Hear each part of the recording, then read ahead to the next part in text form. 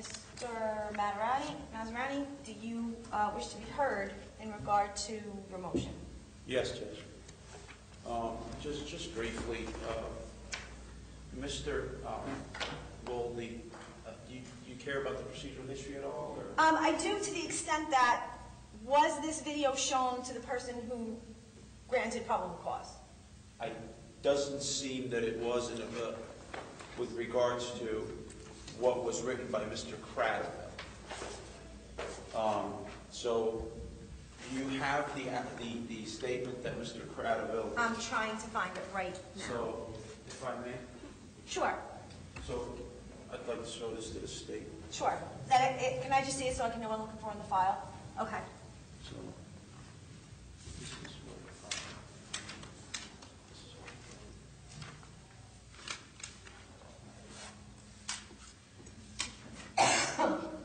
Yes, that's correct. Prior to the charge being approved, it was all in one sitting, right? I showed up, I brought the laptop, filled this out, and the charge was approved. So, Judge... I got it. Let me see if that's the right one. It doesn't... Yes, I have that in the file. It doesn't appear from the affidavit that the video was shown to the court administrator who approved the complaint on 1/18/2018. What does appear from the file is that Mr. Cradaville went to the police station on December 20th, 2017, several weeks before the complaint was issued, and filed a police report with the officers in New Brunswick. I don't know if you have that report. I do have a report in the court file. And on that date is Dated when December 20th, is that what Yes. you're talking And about? on that date is when Mr. Cradaville turned over a USB drive to the police officer, who advised him that he can sign his own complaint. Apparently the police presumably didn't believe there was enough to sign a complaint themselves.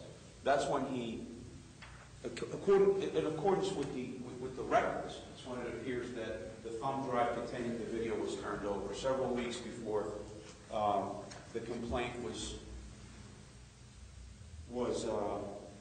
signed. I don't know from the records whether on the day that the complaint was signed, the video was shown to the court administrator. I don't know the answer to that. I'm looking at the complaint right now. It doesn't say. Okay. So I don't know. So from the records, it doesn't look like. So, Your Honor, two things. One, as far as the filing of the police report, and I assume Mr. Maserati is just doing his job, but I don't know that it's necessarily appropriate to just assume that the police didn't think there was enough to sign a complaint. We don't know what the reason was they didn't sign. I don't think it's appropriate to just assume that. Second, I've been speaking with Mr. Cradaville. He has indicated that he did in fact provide the video, and it sounds like they watched it together with the court administrator before. Which court administrator? Her name is Marlena Pato. I believe she's the... Okay. Judge, I was only drawing an inference from the language of the police report. And also, unless Mr. Cradaville is going to be sworn in that he showed the video to the court administrator, I don't know if the court can accept his representation without him taking the oath. I'm just going by what the records show. Okay. I'll hear you, and if the prosecutor wishes to do so, she can do so. Yeah, I understand that. And it doesn't look like Mr. Cradaville has any problem with being placed under oath. Okay. Indicating that. I thought we were just discussing the procedural history. Unfortunately, the only Sure. person in this room that knows whether the video was shown or not is Mr. Cradaville, because none of us were Right. there. So he's the only one that would be able to answer that question. I thought we were just discussing the procedural history, but if Mr. Cradaville wants to tell the court in his own words and be placed under oath, I don't have any problem with that. Any other questions regarding the procedural history of the court? No. So, Judge, so basically what you saw is the sum and substance of what Mr. Cradaville is complaining about. With regards to the harassment statute, the biggest hurdle to I guess, alleged victims of harassment is, was there an intent or purpose to harass in the actions? And courts have regularly and consistently drawn a distinction between a purpose to harass and somebody just basically being annoyed and shooting their mouth off. The harassment statute, when we're talking about the purpose to harass and what's charged here, Judge, the courts are very careful to dichotomize criminal behavior from what is considered free speech. And that's been the struggle of the trial courts and the appellate courts. So some cases that I'd like to bring to the court's attention, there are facts specific that the court found the appellate court reversed convictions on with regards to the language and the conduct are, first, in State v. Duncan, this is an appellate division case, 376 NJ Super 253. It's from 2005. The defendant in that case was on the way to the hospital, and he had an emergency. He was delayed by a police roadblock. He called 911, and he said, amongst other things, I gotta wait in fucking line because you have a fucking roadblock. You pricks don't have anything better to do. What is this, a fucking Nazi state? After that, the police traced the call and called the man, who then, first he denied being at the roadblock. He said he was at the mall. Then he called them fucking Nazis. So they knew it was him. So they charged him with misuse of the 911 emergency system, causing false public alarm. It was downgraded to harassment. He was tried in the law division on the harassment, and he was convicted by the trial court.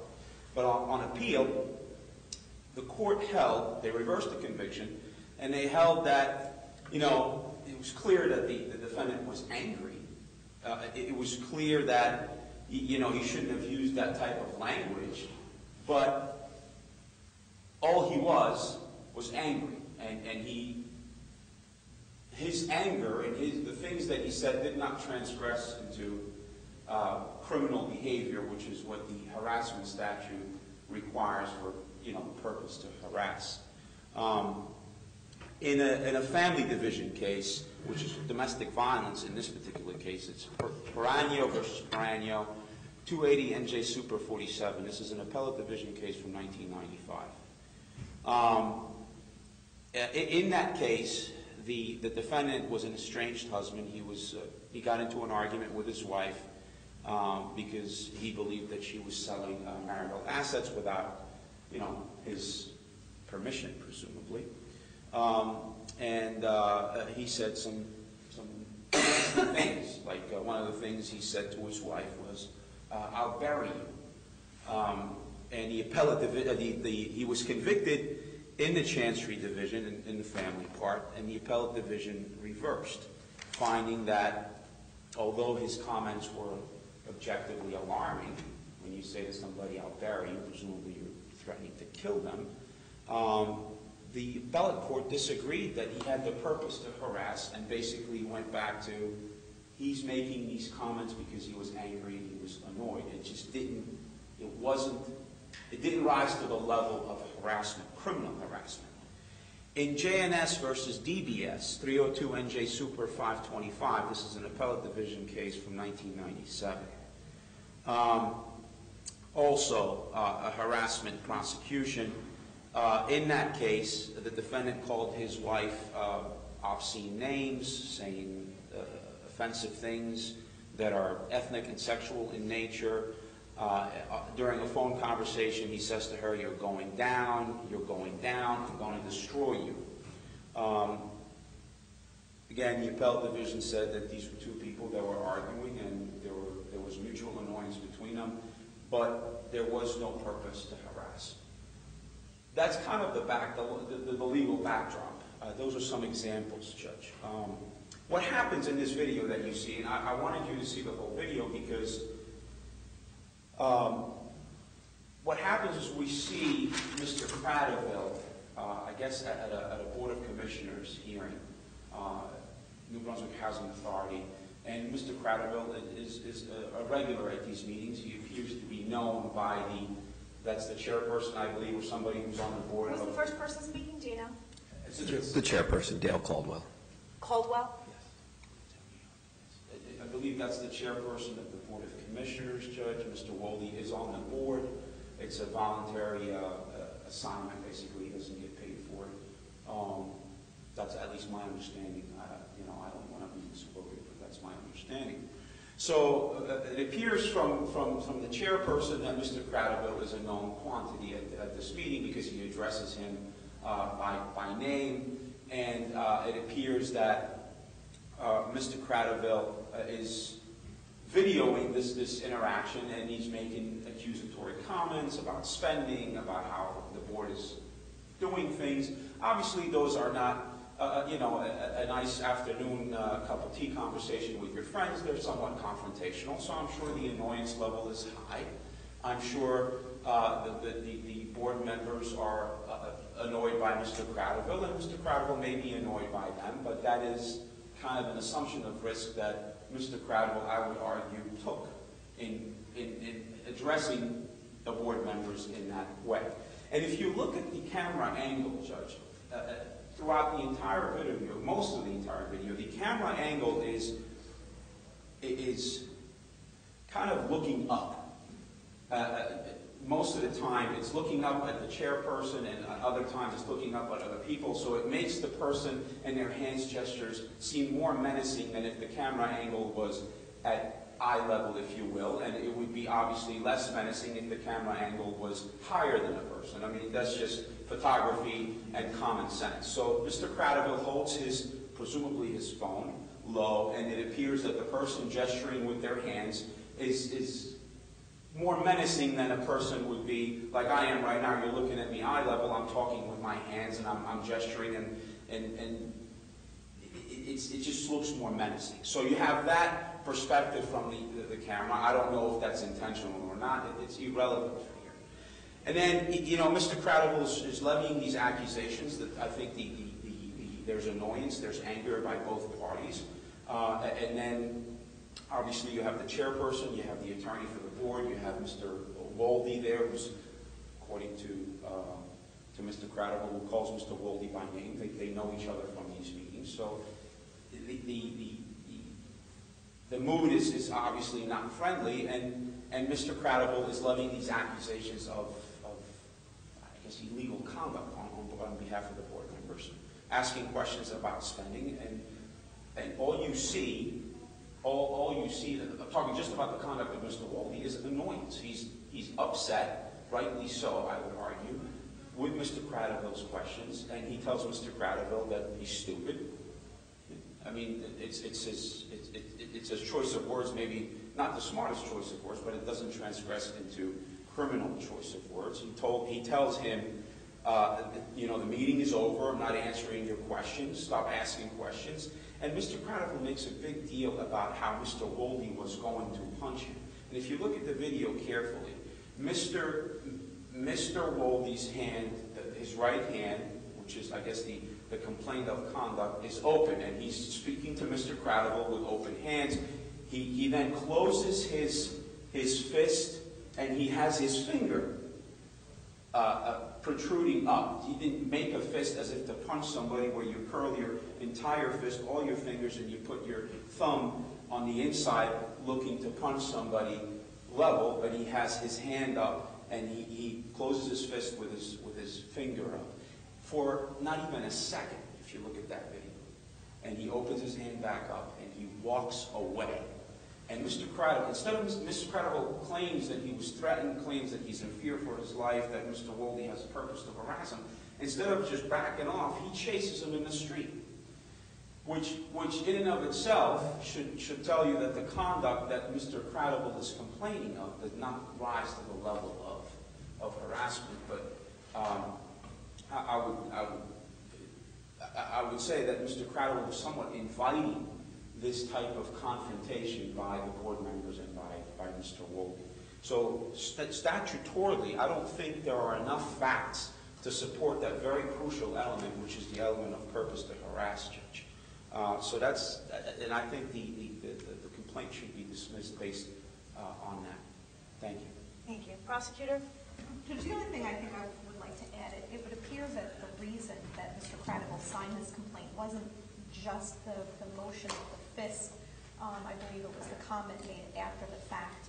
It sounded like he said, "The meeting is over, I'll knock you out," which is what Mr. Cradible interpreted as a threat to subject him to offensive touching or striking. So it was a combination of the hand gesture and the remark, "I'll knock you out," that caused Mr. Cradible to feel that that violated the harassment statute. Other than that, Judge, I will submit to Your Honor's discretion. You had an opportunity to watch the video. Sometimes videos, speak for themselves. That watching, you can see for yourself what happened. And it's really whether the court feels that what happened rises to the level of harassment on the statute. Just briefly, Judge, I forgot to mention about the "I'll knock you out." Counsel's absolutely correct. My client did say that he was outside the door being followed by Mr. Cradible when he uttered those words. I don't know if you recall seeing when he said that door was open, there was a person between them, and my client said, "The meeting is over, I'll knock you out," as Mr. Cradible is following him outside. I forgot to mention, I apologize, counsel's correct.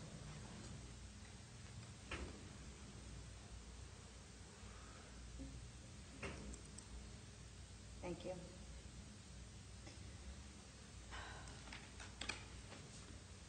The statute in question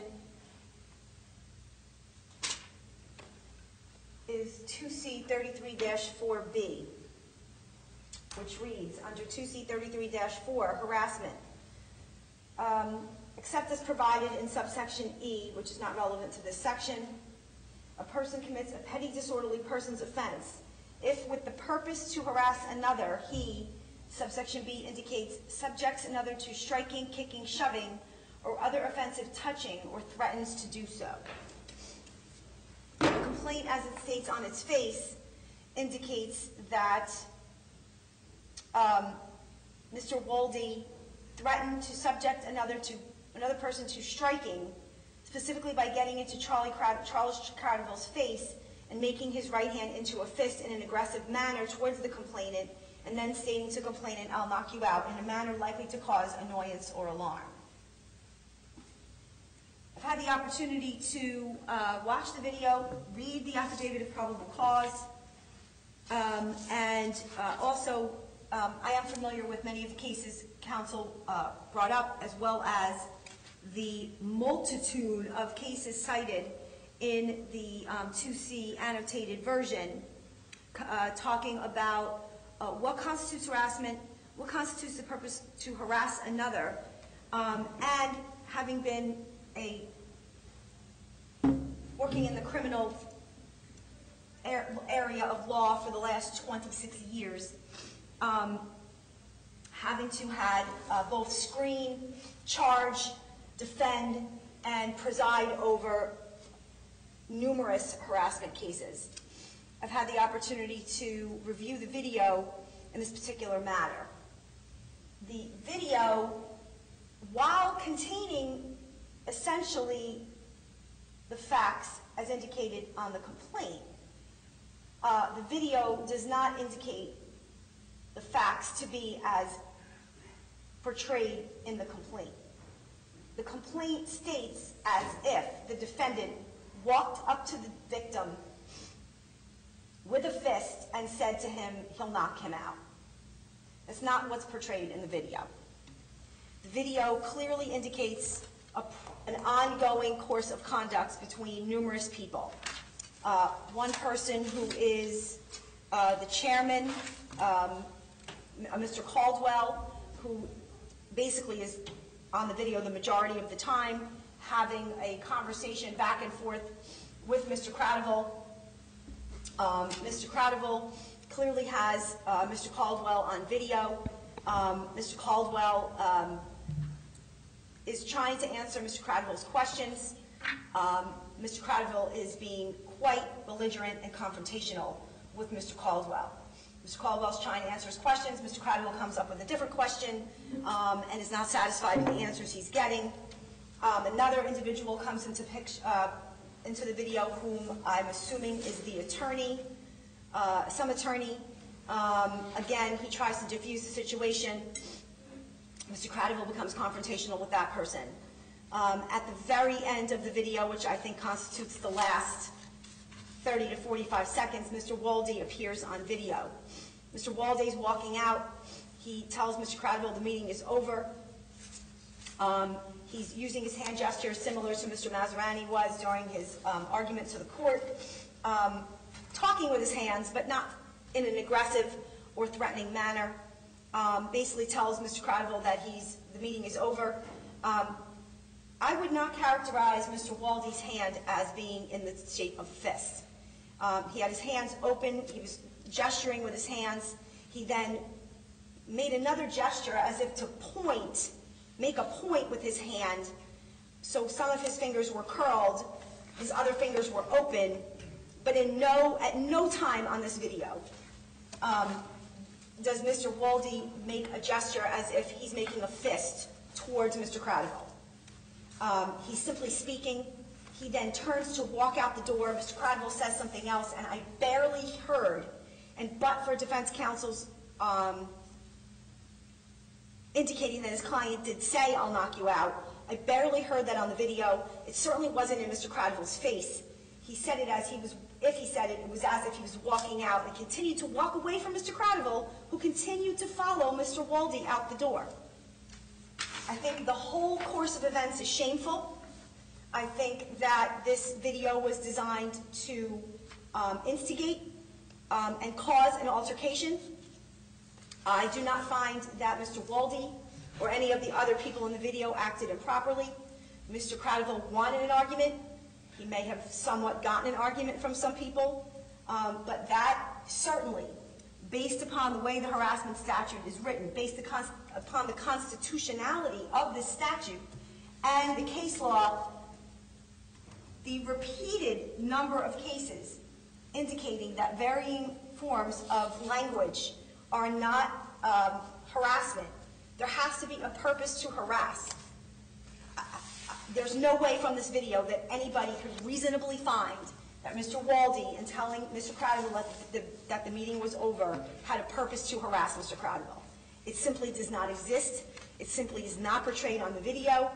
And while the affidavit of probable cause summarizes the video to some extent, the affidavit of probable cause says, "I repeated the question, and Mr. Wolde approached me getting in my face and making his right hand into a fist." That's not what was appeared on the video. Mr. Cradville shouted, "This guy is about to punch me," to instigate further action, but that is not what appears on the video from the other individuals who are present.